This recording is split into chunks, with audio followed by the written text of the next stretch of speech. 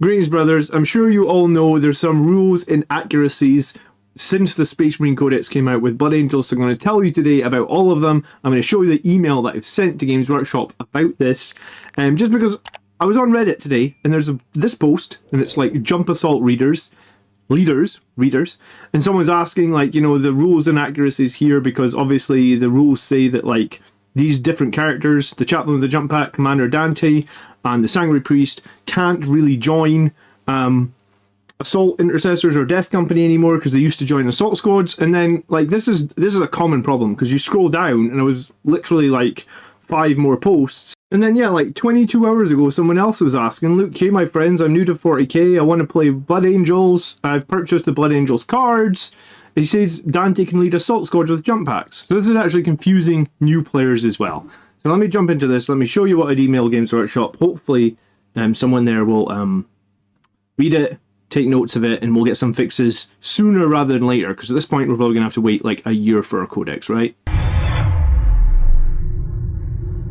Okay, so this is what I put together. I've sent this to GW to the FAQ Warhammer 40,000.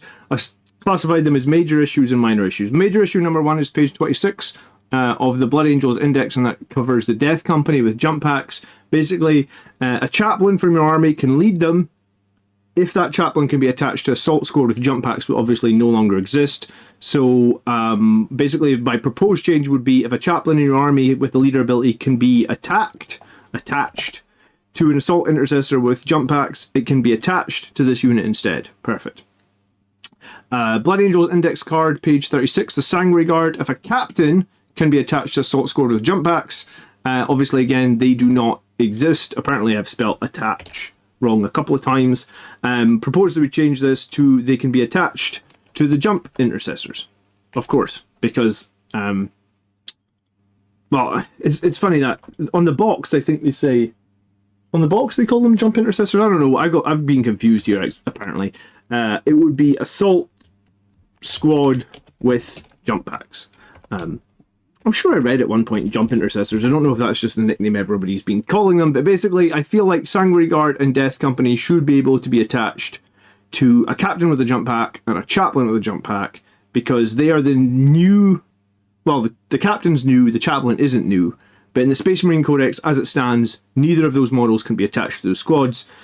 I think they should be able to, and at least that's what I'm proposing that they change here. We also have the Sanguinary Priest with jump pack.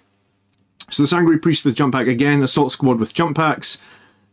Should he be able to attach to Assault Intercessor with jump packs? It seems like he should, but again, that's unknown. And I also left them an additional comment. A lot of people feel like if he could attach to Sanguinary Guard, he might make them somewhat competitive.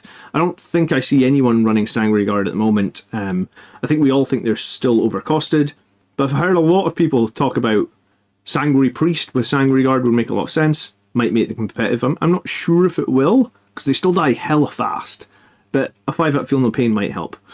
Then if we jump on to Commander Dante, I specifically mentioned him earlier. He needs to be able to attach to Assault Intercessors with jump packs. That was the Reddit post from a new player who is confused because I guess the new player maybe bought the Space Marine Codex, bought the Blood Angels Index cards, and he can't find Assault Squad with jump packs because obviously they've been legends. So ideally, I think Dante needs an update so he can be used with Assault Intercessors with jump packs. Captain Tycho, 3 of the squads he can join no longer exist. He can only join tactical squads. I feel like, considering I review like 5 Blood Angels army lists every weekend on the army show, I cannot remember. Maybe, so we're 6 months into 10th edition, so we must have done about 100 army lists on the army list show. I think if we've seen a tactical squad, it's been like 1 time. Nobody runs them for Blood Angels. They don't really synergize with what we're trying to do. I don't even think people run them in the Gladius detachment. It would make a lot of sense, I think, if Captain Tycho could join the command squad, because the command squad need to be attached by a captain. If you read their rules, it says specifically that command squads need to be led by a captain or a chapter master. So Captain Tycho would be perfect for that new Primaris Company Heroes unit. So I've said that, so I guess they'll know that, but I don't know if they're going to make any of these changes. I'm just telling you what I've seen from the community and what I feel like needs to happen. Even if they made half these changes, it would be great, right? So they're the major issues, I feel like. Death Company need to be attached to a chaplain. Captains need to attach to Sanguinary Guard. Sanguinary Priests need updating, Dante needs updating, Tycho needs updating. Okay, minor issues. Corbolo, he's lost all his options, so he can only join to the tactical squad or a devastator squad. I don't know why you'd have a medic with either of those two units, especially when the medic is going to give them more AP and stuff like that in the combat phase. Doesn't make a lot of sense. Minor update, but at the moment he gets no play. Mephiston is a decent melee character, but he can't really join any dedicated, apparently I can't type, dedicated melee squads. He's on the same size of base as aggressors and blade guard veterans. He could be very good if this was an option. Currently we see him very little play, which is disappointing because he's one of the only two Primaris characters that we have. He can go with assault intercessors, which I think is really the only option. You could go with intercessors or you could go with Sternguard vets. I don't see any Blood Angels players playing Sternguard vets or intercessors. Do you know what?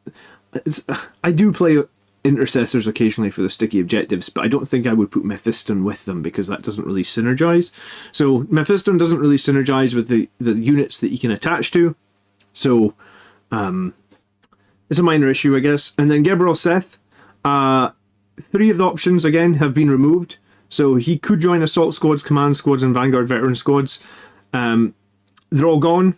He needs to attach to something that does melee damage, because I think Seth only has a bolt pistol. So why would you attach him to a unit that is a shooting unit? You wouldn't do it. He buffs melee units. He needs to be attached to a melee unit. So yeah, I guess Seth gets no play as well. I would have quite liked to run Seth if he could attach to something useful. He just can't. And then page 38, the last one, the Sanguinary Priest. He would be a really strong option if you could attach to, again, a melee unit. Maybe the Blade Guard veterans, they would be a good melee unit for him. At the moment, he can attach to tactical squads and devastator squads. And again, I don't think anyone really wants to attach a priest that gives AP to devastator squads or tactical squads. For me, it just doesn't synergize. So basically, out of all the named characters that we have, none of them are really getting very much play. I know that I'm not using any of them. The one that I am using is the Chaplain. And it would be really nice if the Chaplain can attach to the Death Company, because isn't that what Death Company are all about? Death Company are all about being led by a Chaplain. So the fact that the Space Marine Chaplain, which when you go to Space Marine book, is using the picture for the Blood Angels, cannot be led. Yeah, there's a bunch of issues that have come since the Codex Space Marines has come out. So these are the changes that I've emailed Games Workshop. Hopefully we're going to see some of them happen. I don't know when they will happen, but at least we're getting them in front. I know other people have emailed them as well. So as it stands, if you're going to a tournament, probably best to ask your tournament organizer how they feel about stuff. But I feel like any unit that could previously attach to Assault Squad with jump packs, they've kind of been just replaced by Assault Intercessors with jump packs.